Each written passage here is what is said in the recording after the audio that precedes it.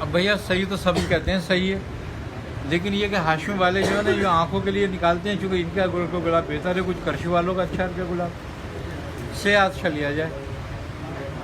मैं जोड़ों का बता दें, कुछ जोड़ों के दर्द के लिए, कमर के दर्द के लिए, जो हड्डियों में जो दर्द शुरू हो जाता है, जोड़ों के और कमर के दर्द जिस्म के भी फूलता लिए है। अलसी और मेथी दाना मिला के पीस के रख लो, आधी आधी चमची सुबह शाम।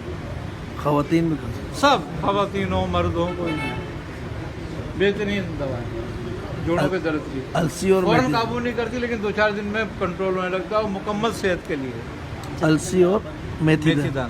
दाना। अच्छा, एक मज़े की बात यह है कि इसके 3 फ़ायदे बहुत मुसल्लम हैं। एक फ़ायदा इसका यह है थोड़ा सा आपको चलो कि ये बांझपन को दूर करता है, सुबह। चाहे औरत में हो चाहे मर्द में। अच्छा, दूसरा फ़ायदा जोड़ों की तकलीफ को दूर करता है और बादी को छाड़ता है, आई समझ लो।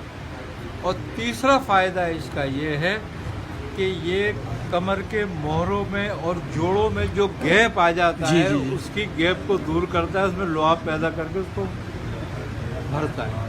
नुस्खा दोबारा इरशाद फरमा दें। मेथी दाना जी और अलसी सही, हम वज़न हम बस 20 लिया जाए। और पुरानी से पुरानी खांसी को दूर कर देता है, सुभान अल्लाह। दमे के मरीजों के लिए बेहतरीन है। खुराक कितनी मियाँ? हाँ, एलर्जी है। खुराक कितनी? अगर शुगर का मरीज नहीं है तो चीनी साथ में मिश्री मिला ले थोड़ी सी, और शुगर का मरीज हो तो इसको ऐसे ही इस्तेमाल करे, शुगर के मरीज में बड़ा मुफीद है। मैं खुराक कितनी लेगा? एक चमची है, नहीं 1 चमची खुला के कैप्सूल में कहाँ आएगा। इसमें शहद डाल के माजून शहद डाल के माजून बना सकते हो, जिसको शुगर ना हो उसके लिए।